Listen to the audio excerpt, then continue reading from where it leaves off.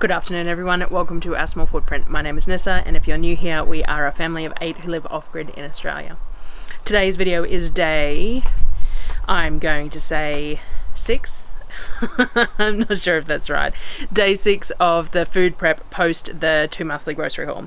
So today was lard. So I actually didn't manage to get it at the grocery haul. I had tried to organise to get it from the butcher, and when I got there, the butcher had already sold it to someone else and not realising. So I didn't actually get any lard with the grocery shop, but then a friend who lives nearby was going to Toowoomba and offered to grab some if I could find some. So I rang a couple of butchers and found a butcher in Toowoomba that had some. They said they had 5 kilo bags frozen out the back. Frozen is fine because I'm going to mince it anyway, and it's actually easier to mince if it's slightly frozen.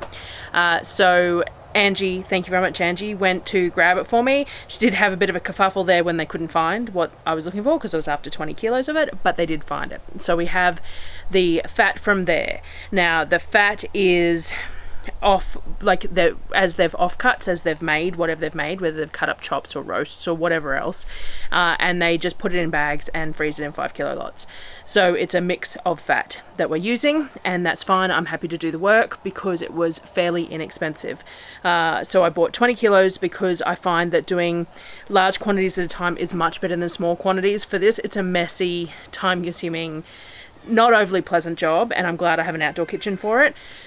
But it's better to do it all at once than it is to do in small batches. So come along and check it out. We also did nachos for dinner with Dairy Free cashew cheese, and cooked up some apples and things like that, but the day was predominantly lard.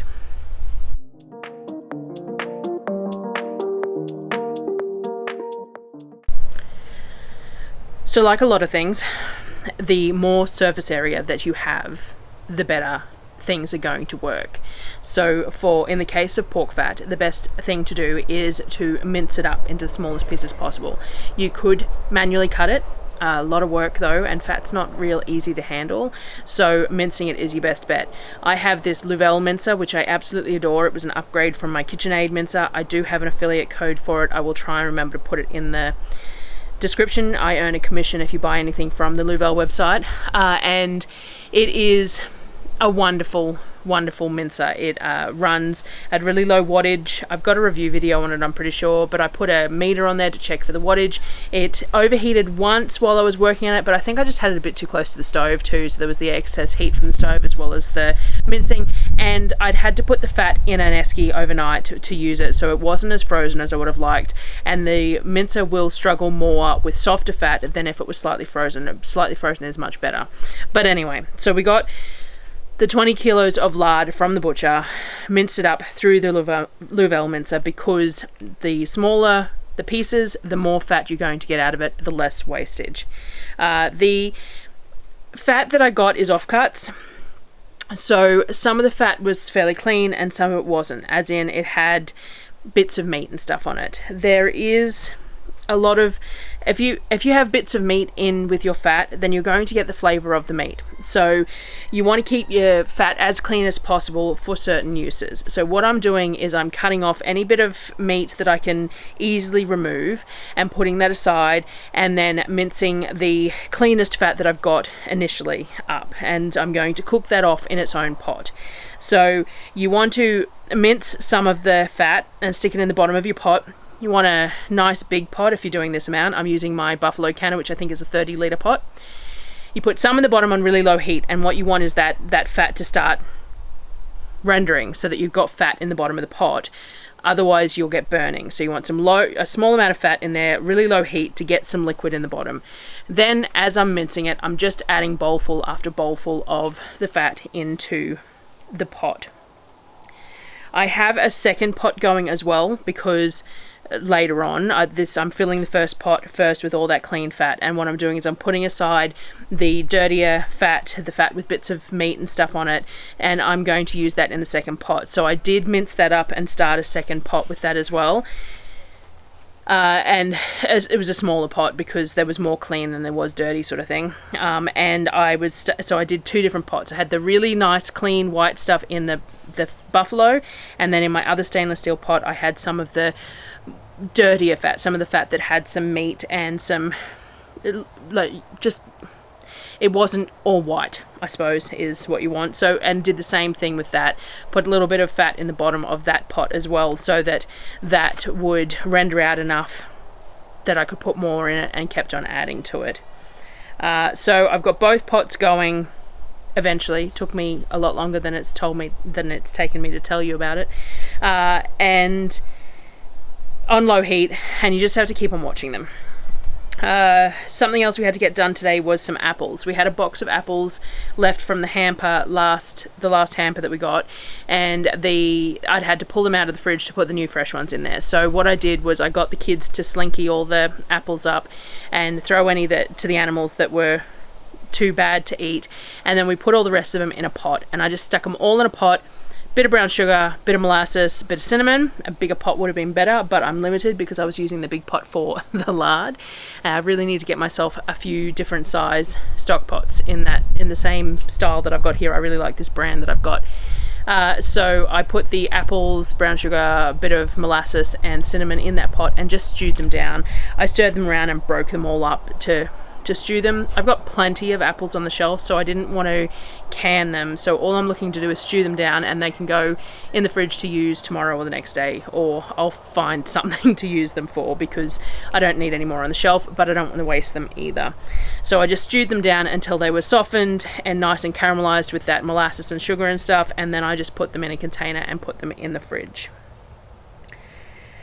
Darryl peeled the rest of the carrots for me. So I discussed in the last couple of days that we bought 20 kilo box of carrots, but we had issues because the fridge wasn't cold when we got home. There was too much fluctuation in temperature, too much fluctuation in humidity, so the skins were oxidizing on the carrots, so they needed to be peeled. When they initially oxidize, the carrots are still fine. It's just a discoloration of the skin, but if you leave it long enough, it's going to mold into the carrots themselves, and they get bendy and stuff. So you want to do it early on. So Darryl peeled the rest of the carrots for me so that I could do something with them. And what we did with them once they were all peeled is that we grated about half of them and put them in Ziploc bags, in vacuum seal bags for the freezer. So I used the Thermomix cutter to grate them. I'm really enjoying having this. It's taking a lot of work away. It's very convenient, and it does a nice even grate, which is great. That was unintended there.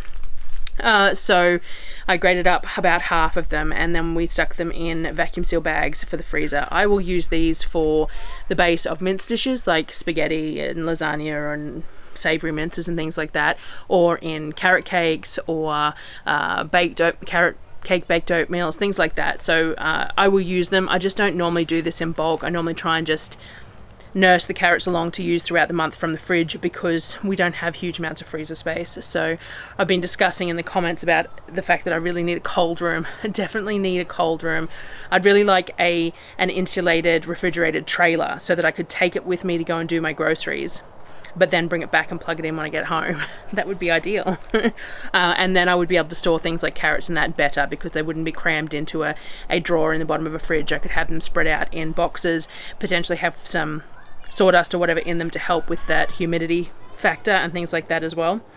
But anyway, we grated up half of them, bagged them up, and I kept the other half. I diced them all up into small dices, and I'll use them for canning probably tomorrow. I don't think I'll get to them today.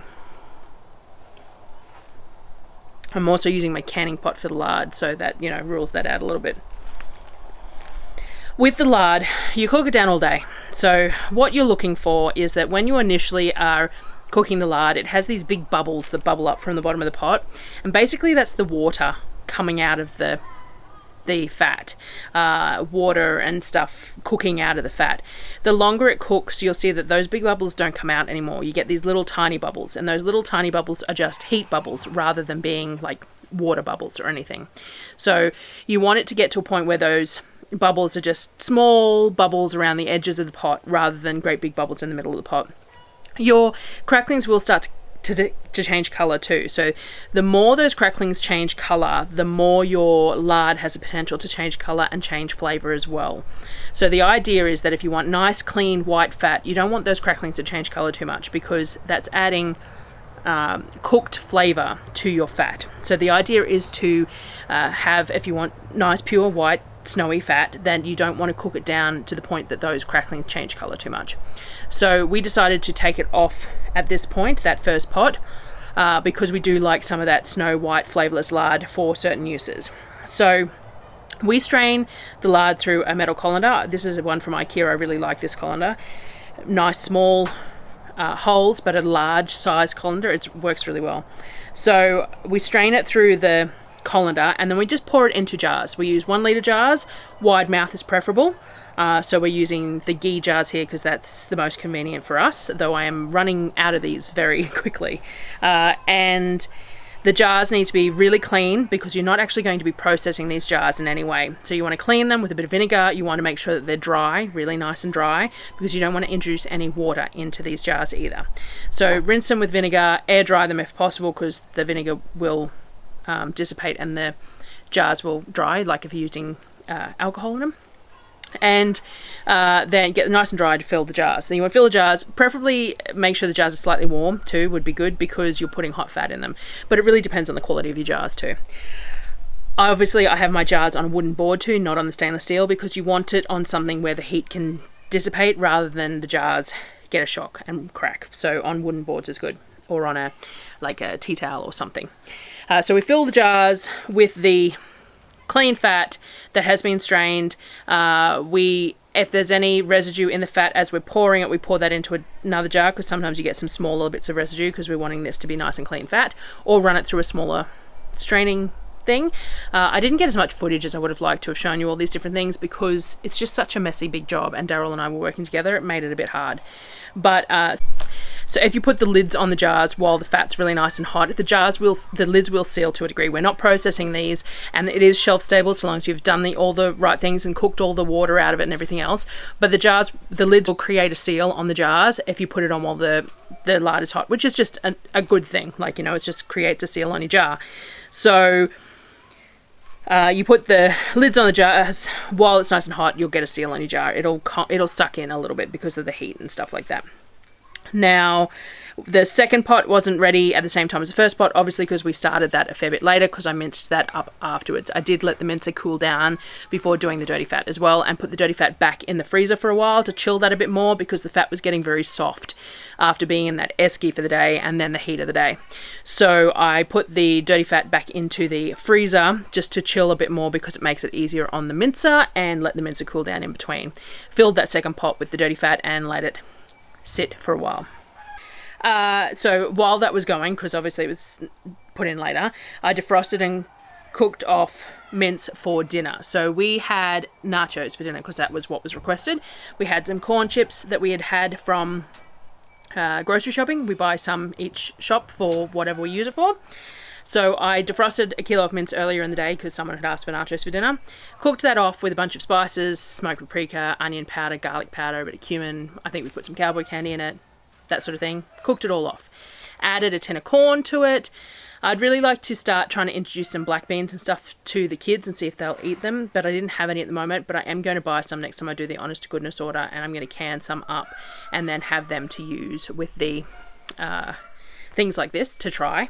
And Apollo has requested some veggie burgers, so I thought there's lots of recipes out there using black beans for veggie patties, so I'm going to give that a go as well. Anyway, I made some cheese for them, some nacho cheese using cashews. So soaked cashews for a couple of hours and then used them blended up with some onion powder, garlic powder, lemon juice, bit of oil, water. Normally I would put nutritional yeast in here, colour and flavour, except that I have run out. That's another thing that I need to order through honest to goodness, but I will need to, it'll be a couple of weeks before I have the funds to do that. So I will do that then. And so I just blend it up in the Thermomix till it's pourable sort of a consistency. Now I find the best way to cook nachos, if you put the chips in the oven for sort of 10 minutes, then you are heating the chips first. Then you put a layer of cheese on and close the oven again, or barbecue for me. Close the barbecue again and let the cheese melt a bit. And then you open up, add your mince, add another layer of cheese, and let it go for another 5 to 10 minutes, and then open again, add your salsa. I find that this keeps the corn chips nice and crisp. If you layer it up with the corn chips cold, then I find that the corn chips go soggy. So this works really well. I'm not entirely sure why, but it does. If you heat the corn chips up for 5 or 10 minutes before you add the layers, and if you add the layers like that with heating up in between, I find that it works really well. So we did that up a few trays. I did a small tray with real cheese on it because, you know, I can. And the others have the cashew cheese, which tastes perfectly fine. But hey, I can eat real cheese, so I may as well. And then that was served up. So there's no lights. There's a single light in the kitchen, and it's pointing in the wrong direction because of the temporary structures that we have up. So there's no lighting pointing at the barbecue. So I did get Sonnet to hold my portable light at the barbecue while I'm doing this, but it's not great lighting, so you'll just have to bear with me. And I forgot to get a photo of him done too.